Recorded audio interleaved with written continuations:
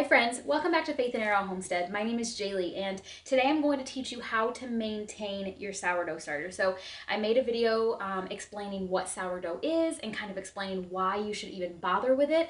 And then I created a video teaching you how to start a sourdough starter from scratch. And now I'm releasing the video on how to maintain your sourdough starter. Hopefully, if you've been following along with me, you have a sourdough starter well on its way to being well established and ready to be used. And once you are outside of the time frame that I gave you in creating your sourdough starter, I've had several people say, okay, now what? And so I kind of just wanted to provide some guidance on what you do with and how you maintain your sourdough starter once it's been established. So the very first thing that I want to talk about is schedule. So this is very personal. You need to ask yourself, how often am I going to be using my sourdough starter? And in the very beginning, if you have a brand spanking new sourdough starter and you've never had one before, you're not going to know the answer to that question. You kind of just have to start using it and see what happens. I didn't know how often I was going to be using it, and it took me quite a while to get my feedings right and my volumes right and decide kind of really what I want out of my sourdough starter, and that's okay. So be really easy on yourself in the first really 3 months of having your starter. You're very likely not going to kill it. Sourdough starters are super resilient, but I am going to give you some tips here to help you be as efficient and as successful as possible. If you ask me, the goal here is to not have to throw any discard in the trash. Once you have an established sourdough starter, it is edible, and when you I try not to discard in a way that I actually have to throw it out. I try to use my discard as, well, me using it in a recipe. And if I have to throw it away in the trash, that means I have not managed my sourdough starter well enough. Mind you, I have chickens, so I'll just throw it in a pan and cook it and give it to the chickens. I never ever throw sourdough discard in the trash, but that's neither here nor there. So you have your mature starter and you're now trying to figure out how often you're going to use it. Here's what I recommend. If you have a brand new sourdough starter, it's established, you're out of the 14 days, you're ready to start using it, you need to find some recipes that you think you'll use it for. Some really, really great go-to basic recipes. Obviously, sourdough sandwich bread. I'm working on developing a recipe for that. I don't have it ready for you yet, so I'm going to link Lisa from Farmhouse on Boone's recipe. That's the sandwich bread recipe that I started with, and it's a great one. I'll have that linked below. Sourdough pizza crust, that's my recipe. I'll link it down below. Sourdough drop biscuits, my recipe, I'll link it down below. Sourdough crackers, again, Lisa from Farmhouse on Boone, I'll link it down below. And then also a sourdough flatbread, and I don't remember if I have that on my blog, but I have a video for it, so I'll link it down below. These are all, the bread might take a little bit for you to really figure out and nail down, but all the other ones that I listed, easy peasy, excellent way to use up excess sourdough starter. Now, why would you need to use up excess sourdough starter? Remember from when we started the sourdough starter that you need to feed an equal amount sourdough starter to flour. So if you keep building and keep building how much starter you have in your container, you have to continually keep feeding the same volume to keep it fed. Right? So if you're going to leave your sourdough starter out on the counter, you have to continually feed it. So in the very beginning, like day 1 of having a mature starter, I recommend getting comfortable using it. Start trying recipes and start seeing what recipes you like enough and are comfortable enough with and fit into your routine well enough that you are going to make them on a regular basis. I make pizza crust all the time. I make bread all the time. I make pancakes very often. I make flatbreads very often. I make crackers like once every 2 weeks. So once you start doing these recipes and you start figuring out where they fit in your routine, it'll give you a really good idea of how often am I actually going to be using my sourdough starter. So once you've got that question answered, now we can move on to how am I going to store my sourdough starter? So let's say you've tried all the recipes and you've decided you want to make sandwich bread once a week and you want to make pancakes on Tuesdays. I don't know, let's just go with that. So that means that you can keep your sourdough starter stored in the fridge most of the time. When your sourdough starter is in your refrigerator, you don't need to feed it. You give it a really good feed right before you put it in there, and then it can stay in there for a very long time. I've heard stories of people pulling their sourdough starters from the back of the fridge a year later, discarding the hooch, feeding it, and after a couple of feeds, it comes back to life. You can leave it in there for such a long time.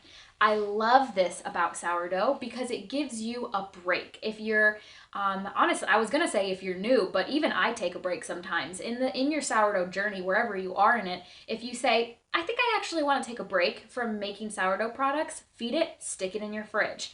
I do not keep my sourdough starter in the fridge because I use it all the time. I probably bake sourdough products 3 to 6 times a week. And so I feed it every day and it lives on top of my fridge. Again, you need to answer the question of what do I want out of my sourdough starter? What recipes do I enjoy? How often will I be using it in order to know, am I storing it out of the fridge, on the counter, on top of the fridge, wherever you decide, on your stove, wherever you decide to keep it? Or am I using it infrequently enough that it can live in the fridge the rest of the time? Here I have my sourdough, so this is Evie, my sourdough starter, and she's been in the fridge because I went on vacation. I went to Florida for a little less than a week, and there was nobody here to feed her, so I stuck her in the fridge. Now I want you to notice she has something called hooch, and this is just a grayish liquid that forms on the top. It's completely fine. Oftentimes, I just mix it in when I feed it. Today, I'm actually going to pour it off because we're going to be putting Evie in a new container, which we'll get to in a second. But she's completely fine, 100% okay. And so I'm going to give her a new clean jar, a nice big feed, and I'm going to let her come back to life, wake up, and then she'll be ready because I need to make a loaf of bread today, or possibly tomorrow, depending on what I get to today. Again, this is one of my favorite features about sourdough because I think one of the things that really intimidates people about it is the idea that you really have to keep up with it, and you don't. If you just want to make bread on the weekends, then you can keep it in the fridge the rest of the week, pull it out on like Friday, give it a good feed, let it come back to life, and you'll be good to go to start using it. I want to relate this back to what I said about the goal being not to discard in the trash. So it may happen that when you are trying to figure this out and you're trying new recipes and you're trying to see how this fits into your routine, that you're like, oh, I don't want to put it in the fridge because I do have a recipe that I want to try, but life keeps getting in the way. Kids have practices. I have to stay late at work, yada, yada. And okay, it's on the counter. I need to feed it today. But when I feed it, there's going to be a lot in there. Like there's going to be way more than I needed for the recipe that I was planning on using it for. And that'll happen to you. It happened to me plenty of times in the beginning, and it's okay. You're just trying to figure out how to manage it. It's not a big deal. May I recommend the pizza crust recipe if that happens to you, because it uses a lot of sourdough starter and it will clear you out and give you a chance to just give it a normal feeding and kind of slowly work it back up again for whatever recipe you were originally intending to use it for. So, but the goal is to not have to throw it in the trash. And that's what I kept in mind when I was trying to learn how to manage it. That was the goal I strived for. How can I manage this in a way that I don't have to throw any of it away? And it gave me a really easy baseline to kind of keep in my head when making decisions about my sourdough starter. All right, next we're going to talk about what to feed your sourdough starter. So I feed mine generally the same thing, and that is, I'm going to say 5 parts freshly milled to 1 part all-purpose, and that's what I have here. I have 50 grams of freshly milled flour and 10 grams of all-purpose flour. First, let me say that I freshly mill my flour. I use very little all-purpose flour in the kitchen anymore, personally, but I include a little bit of white flour because my sourdough starter just really likes it. And I thought about, like, why is that? So this is just a theory. I didn't look this up. I think it's because, so if you think about what flour does in your body, and I explained this in the video where I told you what sourdough is and why you should bother with it, your body processes white bread very quickly. It gets converted to sugar and burned up by the body right away. It gives you a big spike in your blood sugar, and it's not good for you. Whereas freshly milled flour gets processed a lot more slowly. It takes longer for your body to fully break it down and fully digest it, and so it gives you more of a constant stream of energy over time. So I think when I say, oh, my sourdough starter really likes white flour, I think it's because I'm seeing that big dramatic like rise really quickly, and I think that's because of the white flour. But I think the freshly milled flour is helping it stay fed longer and more fully than if I just fed white flour. Does that make sense? Again, that's just a theory, but I think that's what's happening. But anyway, you can go either way. You can do whatever you want to do. I obviously prefer using freshly milled flour because sometimes I eat just my sourdough starter as a flatbread, as a pizza crust, and crackers. I don't add anything else to it, so I want it to be the freshly milled, but I give it a little bit of the white flour to make it happy, like I said. Next question, how do you change, where do you keep it in? How do you change the jar? That sort of question. I'm in a lot of sourdough Facebook groups, and this is highly controversial and very often debated. You've got people who absolutely never ever change the container that their sourdough starter is kept in. And I know people personally who have really pretty like jars or crocks that they keep their sourdough starter in, and they just always keep it in that jar. I, for one, do not prefer to do it that way. I find that they get very gunky, and it just kind of freaks me out a little bit. And I don't want to run any risk of introducing any molds or anything. And so I change the jar. This varies, but I change the jar probably every 2 to 3 weeks, I say. I don't think I go longer than a month between changing the jars. I have, obviously these, I have a third one, so I just use these jars. I bought these from Goodwill thinking that they were wide mouth mason jars, but they're not. They're some sort of other jar because wide mouth lids don't fit on these. And so I just keep it covered with a piece of plastic wrap and a rubber band, as you can see here. And these jars I find are perfect because for just me and my husband, I never need more than what these jars can hold. And this is, again, something that you're going to have to figure out. I went through all sorts of different containers trying to find the perfect fit for the amount of sourdough starter that I need for my family. I might even have some pictures that I can attach here. I went through so many different containers trying to figure it out. And it's okay. Like, I had jars that were too small, so it spilled over the sides onto the counter or on top of the fridge. I had containers that were very obviously too big, and I was trying to be too big for my britches, and all of it's fine. It's a journey. It's a learning experience, learning curve, so have grace with yourself as you try to figure this out. But I digress. These jars are perfect for me, and I'm glad that I figured it out. And so I'm going to show you now how I put my starter into a new jar. So first of all, let me show you what I mean when I say, look at how gunky that is. That is so like just nasty and gunky, and it's not necessary. Why, when I could put it in a clean jar? Now the hooch that you see here, I am going to pour off into the trash. You may also notice an odor like stinky gym socks, also normal. It just means that your starter is hungry and that she needs to be fed. So I'm just going to pour what I have of this into the new jar. Oh, normally I weigh it. I should have weighed it. That's okay. I don't usually weigh or get really exact when I feed my mature sourdough starter, but usually when I put it in a new jar, I weigh it, and I've got my scale right here. I wasn't thinking. That's okay. And then I don't get too crazy about scraping out every last bit, but I do try to get most of it. And just from experience, from weighing it in the past, I have a feeling I have 60 grams of flour here. I think I have more than 60 grams of starter. So I will add a little bit more white flour. But let me go ahead and get the 60 grams that I have here in here. I'm just gonna put one more heaping spoonful of white flour, and I think that's fine. And then originally I added 60, but as you just saw, I put in that heaping spoonful. So I'm gonna do 70 grams of water. And I've mentioned it before, but this is the water that I use to feed my sourdough starter. And I buy these at my local store for like, I think they're like $2.29 or something. And I can usually get through a little over a week with just one of these. And my starter loves this water. You can absolutely use filtered water from your fridge or from one of those Brita things, but I do not recommend using tap water. I fed mine tap water, honestly, just for funsies, just to see, and I almost lost her. I actually thought that I had lost her. It took me like a week and a half to get her to come back to me. So I don't recommend using tap water. I'm just gonna get that all nice and mixed up here.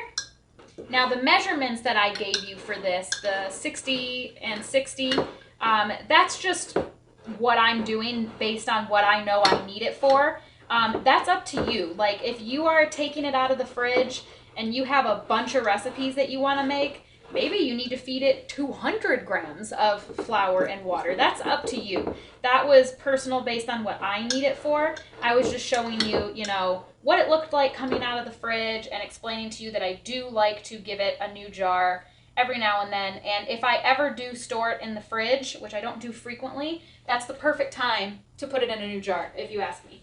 One more note on the jar thing before we move on from that. My sourdough starter really likes getting put in a new jar. After I give her a good feed and a clean jar, she always really gets big bubbles, really happy, really big. And so that's why I've done it. If you don't agree with it, that's fine. Do whatever suits you. If you're brand new and you don't have an opinion, try it both ways. Go for a while without changing the jar, see how you like it, and then put it in a new jar and see how you like that. Now I also have this sticker. This is a piece of medical tape and I have a little arrow drawn on it, and that is how I keep up with my rises and my falls. I'm at the point in my journey where I probably don't need to use the sticker, but honestly, it brings me a lot of joy. I really like looking over at it and seeing all of the progress. I have it on top of my fridge. I'm always in my kitchen. I like my sticker. I'm sticking with my sticker. But you could also use a rubber band. I recommend using something when you're in the very beginning stages of having a sourdough starter so that you can remember, like, oh, I fed it this morning and I happened to see it on my way out the door that it had risen. I'm home now and it has fallen. So it's just easy to see it and to keep up with it and to learn the patterns of it and how it behaves. I was just reviewing the notes that I took.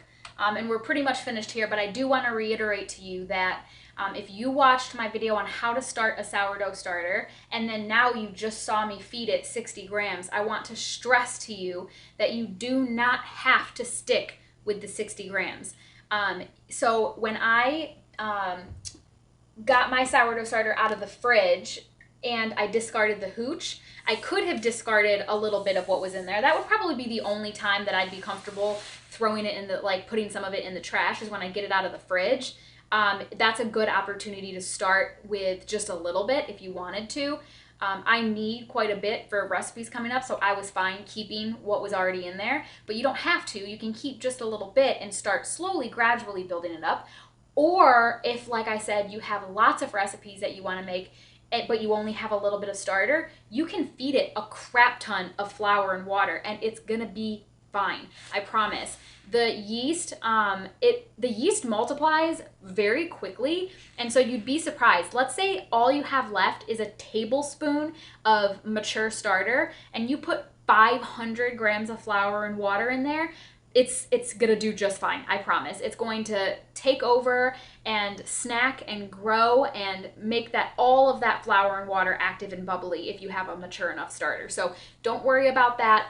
When you're learning how to manage your sourdough starter, I would think more about what it is you're wanting to make, how much starter you need, and then kind of going based off of that, keeping in the back of your head, the goal is to try to throw as little of it away. Again, I actually try to use my discard versus throwing my discard away. There's no shame if you have mismanaged in the beginning when you're learning or ever, and you need to throw some away. Don't beat yourself up about it, but just try to have it be your goal to use it versus tossing it. And in the very beginning, this was actually really fun for me because it challenged me to say, okay, wow, I've got a ton of starter. I wasn't planning on making anything, but I've got to make something. Let me try making bagels. Let me try making English muffins. Let me try, there are so many recipes online for sourdough discard that you can try. and it'll really expand your horizons and give you an excuse to try something that maybe wasn't on your list or that you weren't thinking of making. But if you motivate yourself enough to really not want to throw any of it away, like make that your hard goal, like I really, really don't want to throw any of this in the trash, it'll really encourage you to keep up with it properly, to learn about it, and to try new recipes. So I hope I covered everything. Let's see. I covered what you can feed it, the making a schedule for it, the jar to keep it in, yeah, and some recipes. I'll have all those recipes linked down in the description. Lisa from Farmhouse on Boone is an amazing resource for finding recipes to try. I'm dipping my toe in. I have a few on my website, but she's just a wealth of knowledge over there. So I recommend her. And I think that that covers it. I hope that this gives you a really great foundation of knowledge for getting started with sourdough. And I hope that you guys, if you're watching this, you watched my video on how to start a sourdough starter from scratch, you gave that a try, and you've got your sourdough starter. Two things that I want to talk to you about down in the comments. If you did start a starter, or if you're watching this and you already have a starter, what is its name? Introduce me to your starter. My starter's name is Evie.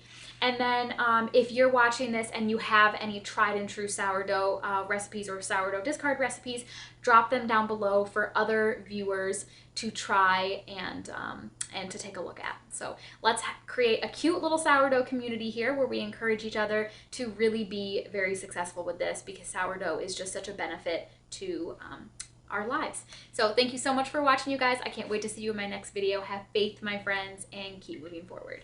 Bye.